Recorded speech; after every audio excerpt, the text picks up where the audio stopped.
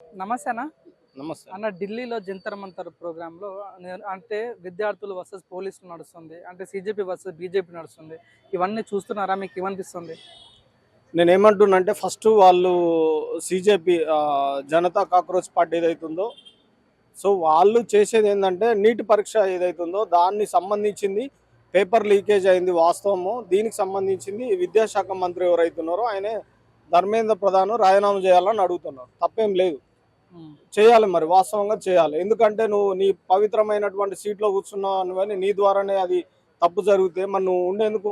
ఇప్పుడు ఒక పని పెట్టుకున్నప్పుడు ఆ పని చేయకపోతే ఇంకోరిని పెట్టుకుంటాం. మరి ప్రజలు ఓట్లేసి గెలిపించుకునేందుకు మరి నువ్వు దీంట్లో కూడా లీకేజ్ అంటే చదువుకొని నీట్ ఎగ్జామ్ కోసం ఎంతో కష్టపడి అహోరాత్రులు కష్టపడి చాలా మంది ఇబ్బంది పడ్డ విద్యార్థులు ఉండరు. వాళ్ళ జీవితాలు నష్టపోయినట్టే చాలా మంది చనిపోయారు. అది చాలా బాధాకరం. ఈ ఈ విషయంలోనే రాహుల్ గాంధీ గారు అయితేంది, మిగతా ఉన్నటువంటి కాంగ్రెస్ పార్టీలో ఉన్నటువంటి ముఖ్యమంత్రులు వీళ్ళందరికీ జంతర్ మంతర్ కాడి పోవడం జరిగింది. వాళ్ళకు మద్దతు ప్రకటించారు. సో ఎందుకంటే దౌర్జన్యంగా కొట్టడం ఏదైతుందో అది దుర్మార్గమైనటువంటి చర్య. మనం ఎక్కడున్నాం? రాజరికం ఇదేమన్నా ప్రజాస్వామ్యంలో ఉన్నాం. సో ప్రజాస్వామ్యంలో ఉన్నప్పుడు కనీసం వాళ్ళకు ఉన్న పరిస్థితి ఏంది? వాళ్ళు ఏమండిరు, మనం పార్లమెంట్లో చర్చ చేద్దాము ఎందుకు ఇట్లా జరుగుతుంది అనేది. ఓకే అన్నారు.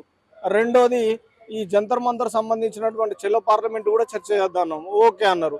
మరి మూడో విషయం ఏంది? ధర్మేంద్ర ప్రధాన్ రాజీనామా అంటే నో అన్నట్టు వెళ్ళిపోయారు. మరి చేయకపోతే ఎట్లా మరి? అన్న మరి ఇది కరెక్టేనే. అంటే ప్రతి డిపార్ట్మెంట్ తప్పులు ఉంటాయి. ఇప్పుడు రోడ్డు విషయంలో కూడా తప్పులు ఉంటాయి. అట్లాంటప్పుడు రవాణా శాఖ మంత్రి రాజీనామా చేయాలా?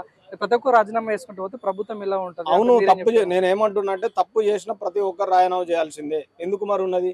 ఇప్పుడు ఎగ్జాంపుల్ ఏమన్నా ఇబ్బంది అయితే వాళ్ళ పై అధికారిని అడుగుతారు కానీ అడిగారు కదా. మరి అవి చూసుకోవాల్సిన జాగ్రత్త ఒక్కసారి కాదు కదా, చాలా సార్లు పేపర్ లీకేజీలు అవుతున్నాయి. బీజేపీ గవర్నమెంట్ లో చాలా లీకేజీలు ఉన్నాయి, చాలా లీకేజీలు అవుతుంది. మరి అవి సర్ది చేసుకోవాల్సిన అవసరం ఉంటుంది కదా.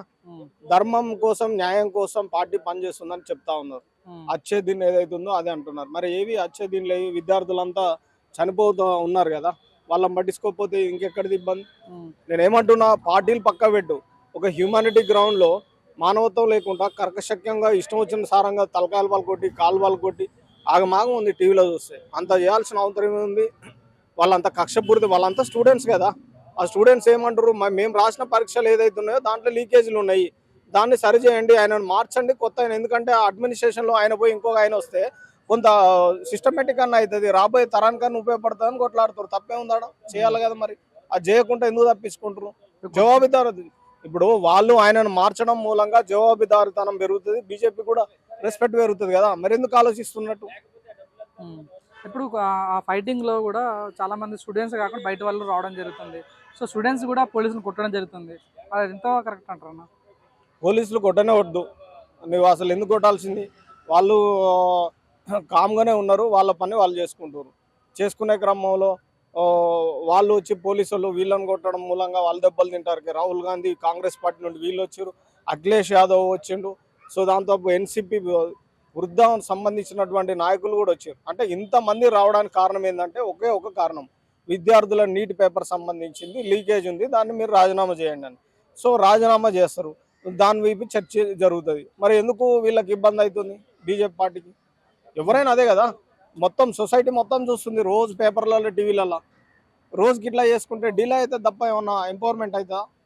ఎందుకు ఇట్లా అవుతుంది? మరి ఎందుకు ఇట్లా జరుగుతుంది?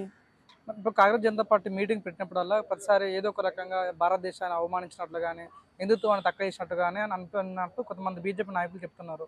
సో మీరేం చెప్తారన్న? నిజంగానే Congress Janata party anti nation అనుకోవచ్చా? కాక్రోచ్ జనతా పార్టీ వాళ్ళు ఏ ఉద్దేశంతో వచ్చారు, ఏమేమి మీటింగ్ పెడుతున్నారు, ఏమేమి జరుగుతుంది అనేది డైలీ పేపర్లు వస్తుంది. మనం ఏం చెప్పాల్సిన అవసరం లేదు. వాళ్ళు ఓపెన్గా టీవీ డిబేట్లో పెట్టినట్టే డైరెక్ట్ మీడియా వస్తుంది, మీడియా ముందే మైకులు పట్టుకుంటారు, మాట్లాడుతున్నారు. అందులో ఏమన్నా పొరపాట్లు సంబంధించింది ఉంటే అది దానికి సంబంధించింది డిపార్ట్మెంట్ చూసుకుంటుంది. కోర్టులు ఉన్నాయి శిక్ష చేసేందుకు. నువ్వు తప్పు మాట్లాడితే ఇవి ఉన్నాయి, భారత రాజ్యాంగం ఉంది, దాని ప్రకారం నడుచుకోవాలని. వాళ్ళు అంతా వెల్ ఎడ్యుకేటర్స్ కదా. సో వాళ్ళు కాకుండా ఇంకెట్లా చేస్తారు? ఒకవేళ నిజంగా నువ్వు అట్లా తప్పుడు ఇవన్నీ మాట్లాడితే దానికి చట్టం ఉంది, దానికి న్యాయం ఉంటుంది, దానికి ధర్మం ఉంటుంది, దాని ప్రకారం నడుస్తుంది, ఇబ్బంది ఏం లేదా. ధర్మేంద్ర ప్రధాని నిజంగానే అంటే రాజీనామా చేసే ఛాన్స్ అంటావా?